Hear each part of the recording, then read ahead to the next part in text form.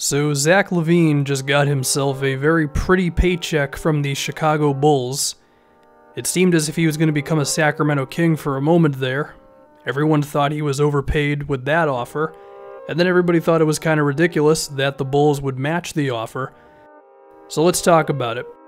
Can he be worth the nearly $20 million a season that he'll be receiving from the Bulls? Well, the first thing I want to speak on with Lavine is you see the athleticism, of course, the verticality, and I think it's intriguing that as his career has gone on, he's done a better job of attacking the basket, and he's done it more frequently. Earlier on in his career, I feel like he settled for mid-range jumpers quite a lot, but this previous season for the Bulls and the year before for the T-Wolves, he has been able to get to the rim a decent amount of the time. He doesn't live in the paint like a James Harden would, but that's okay because no one's expecting him to be that good anyway. So it is an intriguing first sign if he can just be a constant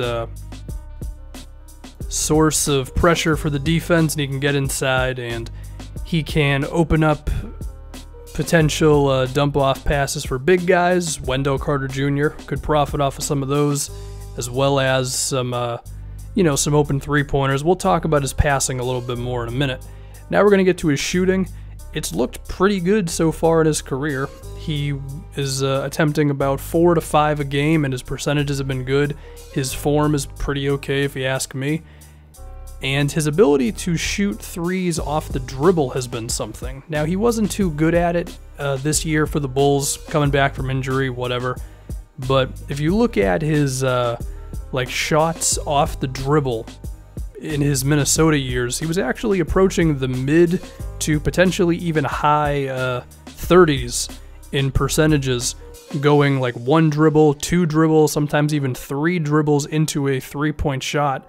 And that's huge, because if you can pull up from 3, if you can make the defense pay for going under screens on you, if you can have pull-ups in transition, and you can just have your spot-ups, then you can be a pretty effective offensive player, you know? Next, if we get to his ability to play in the pick and roll, or actually, excuse me, before we do that, again, he's not pulling up for too many mid-range jumpers, which is a good thing because he's not very good at it, but there is also value in doing that. That way he could be an all-around offensive player, but I wouldn't hold out for that to happen. If he can just be an effective attacker and then shooter, that's still pretty damn good. Now we get to his pick and rolls. And he's been improving on these his whole career. In 2017, he was in the 65th percentile of pick and roll players at about 4 a game. And in 2018, I know the sample size is not as big, it's only 24 games, but this season for the Bulls, he had 8 possessions a game where he was the pick and roll ball handler, and he was in the 74th percentile. That's pretty damn good.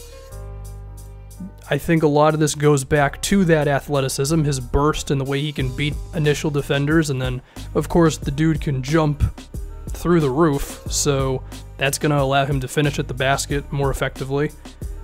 He also draws a decent amount of contact, so sometimes it transitions into free throws. He attempted about 5 free throws a game this year.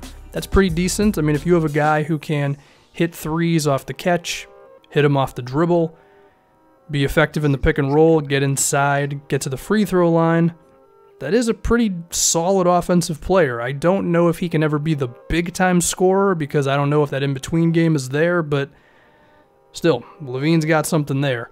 If we get to the passing, this is something that he is going to have to improve on a bit, because one thing with Lavine is he does need the ball in his hands a lot of the time to be successful.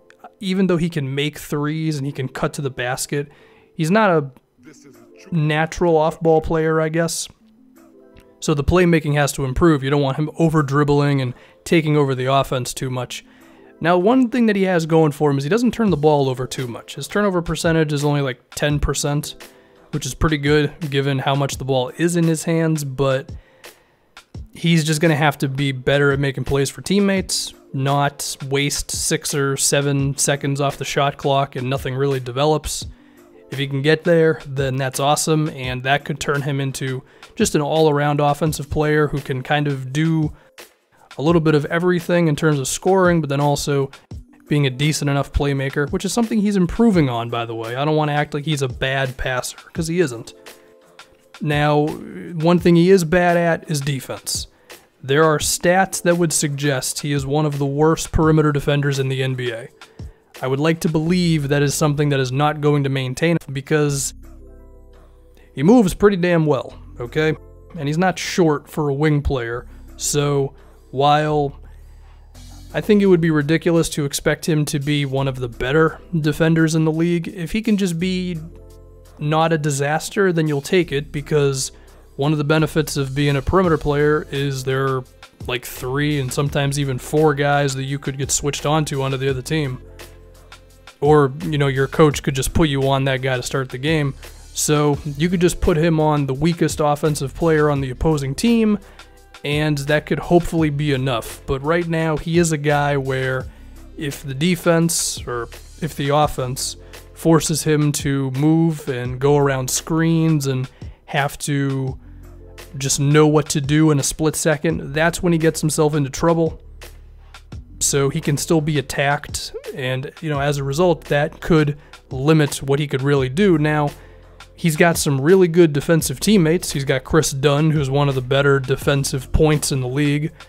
I think Wendell Carter Jr. is going to be very solid defensively as well. So he's got a support system, but he's just got to get to just being okay enough, right? I don't think it helps him that he is a pretty slim dude, so there are times when maybe he'll play some good defense, but he'll just get out-muscled. It's just going to have to be something he improves on, but the potential is definitely there with Lavine. The isolation ability is okay. It's not great, but it's something. The pick-and-roll ability seems pretty good. Finishing at the rim, three-pointers. He seems like he's going to be a balanced offensive player. Do I think he will ultimately end up earning that near $20 million a season? It's tough to say. I would hope that he can at least be a decent enough starter and an exciting offensive player and not a disaster on defense. We'll have to see what happens.